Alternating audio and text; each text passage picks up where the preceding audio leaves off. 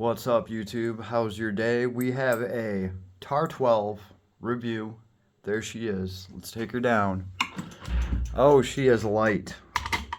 So light, we actually had to weigh her down a little bit. Right, there is just a block of weight there. Phenomenal gun. Surprisingly, very surprisingly. I've been seeing these on sale all over the place. I picked one up, and I've been ordering Turkish shotguns to review. I had 3 of them. Here's one of the other ones laying here. I'll be honest with you guys. This was the underdog. As soon as I would pick this shotgun up, it was just like, this thing feels great. The bolt feels really nice and smooth. Trigger feels really good. We have a lot of good back pressure for a quick reset. It's not the lightest hair trigger in the world, but it's solid, crisp, and clean. Somebody had a TOKAREV bullpup, and they said their trigger pull was 11 pounds. Now, that might be on the bullpup. There's no way that this is 11 pounds. There's no way I'm that strong. I'm thinking like 6 or 7 pounds, but it's very solid, and it, like I said, it resets very quickly, so you can dump a magazine out very quickly. But at the end of the day, it has to cycle a magazine, and that's really like where I was thinking this was all going to end. So I was trying not to get my hopes up, because the way that I was looking at it is, as cool as this thing is, when I actually load it up and take it to the range, if we can't make it through a magazine, well, that's going to suck. And, this gun's probably just going to end up being wall art. I mean, it does look pretty cool, right? To my surprise, she ran flawlessly. This TOKAREV TAR12 is technically eating ammo that the internet says it shouldn't be able to eat. So that's impressive right there. I will show you guys the plethora of shotgun shells I've ran through this bad mamma jamma. And specifically, they're back here. There are 2 boxes of shotgun shells in here that should not function. We're talking about some Federal that's only flying at 1,200 feet per second. Let's see, and this one, 1,200 feet per second, the Grand Slams. Specifically, we are talking about low brass. Look how little that brass is, right?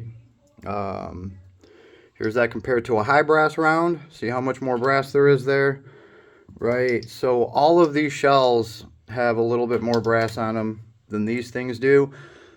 Out of this whole box of 1,200 feet per second low brass ammo, I do believe there was one where it would it obviously shot the shell, and it didn't cycle the next round, so there just wasn't enough energy with these. Now, we ran a whole box of them. The box is gone. This is the only shell that I have left. We ran a whole box of them, and only one of them didn't cycle. So that, in my mind, is pretty damn impressive. It ran everything else, everything that's above 1,200 feet per second. They had no problem running all of this stuff. I actually got to say, these Blue Force things from Rio, Royal Blue Steel, 1,550 feet per second. This stuff's pretty damn gnarly. I'm glad I grabbed another box of them. Right, so we have all sorts of different kinds of shots. No problems, no issues there. And of course, we even have our slug in here. So very happy. It ran everything. And when I say everything, I mean we put like 1 or 2 of each of these in a 10-round magazine. And again, the only time it ever choked up was on one of these 1,200 feet per second Grand Slam shells. So that just kind of blew my mind. I wasn't expecting performance like that. This gun's still not even broken in. Well, I don't know. I got about 70 or 80 shells through it. We took the shotguns out to the range. They wouldn't let us use the bird head grip, the raptor grip, whatever it is, because some guy blew a hole in their ceiling with one of these grips. So we were only able to test two of the shotguns, this Tokarov being one of them. We had hundreds of shells, so this is all we got left. So there's probably about 70 or 80 shells that we've put through this thing. This Tokarov has got to be the most advanced Turkish shotgun that I got. It's not a pump.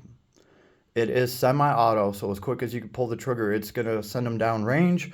And the creme de creme, she takes chokes. So there is a choke in here right now. These come with a little choke box, so you can actually affect your projectile coming out of here. That's really important, I think, because these other Turkish shotguns that are coming in at like the $200 mark, which is what I got this for, surprisingly, none of them are actually taking chokes. The Escort Boltec will take a muzzle device. The Vert 14 here does not take any muzzle device and does not take any chokes. And the Tokarov here, I believe it takes Benelli chokes, but it does take chokes. It comes with a box with two other chokes in it, and it comes with a wrench to tighten them up and get them out of there. So that was just great, right? Very nice to know that you could actually use this for some sort of hunting application, or you can tune your choke to whatever ammo that you're using. So that's very nice, right? So we start going down the gun. This is all polymer. It makes it nice and light. Too light, in my personal opinion, for a 12 gauge. We did strap a flashlight on here just for added weight. And I already said I have a block right here. It's just a riser, and that is just added weight. So this one shoots very comfortably with the added weight that I put on it. We also have a bridge mount here. I just wanted to give this handguard some more support. I didn't want it to twist. I've talked to a couple other people that have these, and nobody has reported to me that their handguard is actually twisting off or moving at all. It seems to be a very solid design. I gave myself a little bit more protection there anyway. The box sights comes with polymer flip-up sights, right? They are polymer, not the craziest thing in the world. But what was crazy is as these came out of the box, and it was like perfect aim out of the box. I applied a $40 Riton red dot that I had laying around, and they actually co-witness perfectly out of the box. And I ran my laser bore sight on this, and it's pretty damn calibrated right out of the box. So I mean, that's just dumb luck. What are you gonna do, right? But it was still very cool to see everything come together, right? The bolt is smooth. Lock open works great. But then every time I would look at it, I'd be like, oh, but it's probably not going to cycle. So again, that's why this thing was the underdog. But, you know, after the way that she ran, of course, more testing is required. But she is looking pretty damn solid right now. And I'm very, very happy to have this firearm. Again, in my personal opinion, every firearm is a one-off. So I can only tell you guys about this one. But I have somewhat become a Tokarov fan after this purchase. Like, if they can make a shotgun like this that works this well for the price that I paid for it, it's going to be damn near impossible to beat that kind of value. See, we got a stock back here, a very stock. Now, this is better than a wood stock because you have some attachment options here for slings and stuff. So it's a little bit better than a wooden stock. It's not adjustable, but I mean, that's not really an issue for me and Ivan. We're both about 6 foot tall. So the length of pull on this is already great for us. Yeah, if you want something where you can shorten your length of pull, you might have to shop around a little bit. Maybe one of their newer models has something like that. I do remember that the pistol grip is interchangeable with AR-15 grips. I'm going to keep this one. It's great. They have a good, solid, yet still smushy rubber on it. Feels really good. You can pinch on it a little bit. So all in all, this thing's pretty great. I will say this, though. To actuate these magazines for the bolt release, to slap this bad boy down right here, it does take some pressure. It does take some pressure. So that's like the closest thing to a flaw that I can find here.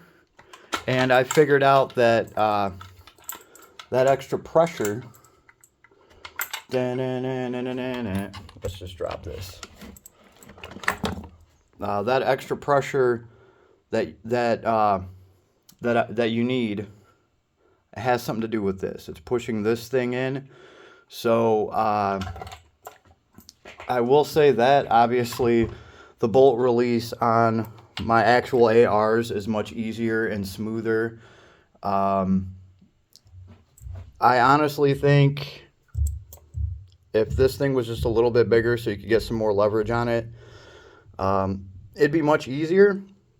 And this is a very easy problem to fix. All I have to do is get one of these that has a little bit bigger of a face on it so I can get a little bit more leverage on it. Again, it's not an issue for me, but if my old lady had to shoot this gun, or if my younger son had to, he might have an issue getting that to engage. Other than that, she is freaking awesome. So I don't think that's really anything to complain about at all. She functioned 110%. Like, blew away any expectations that I had, and she went from being the underdog to being a bad bee. So if I missed anything about the TAR12, please leave me a comment, but for me, it has just been awesome. Now, you can find these on the PSA website still. This is the green and black version. I think they have some of the all black one on sale right now.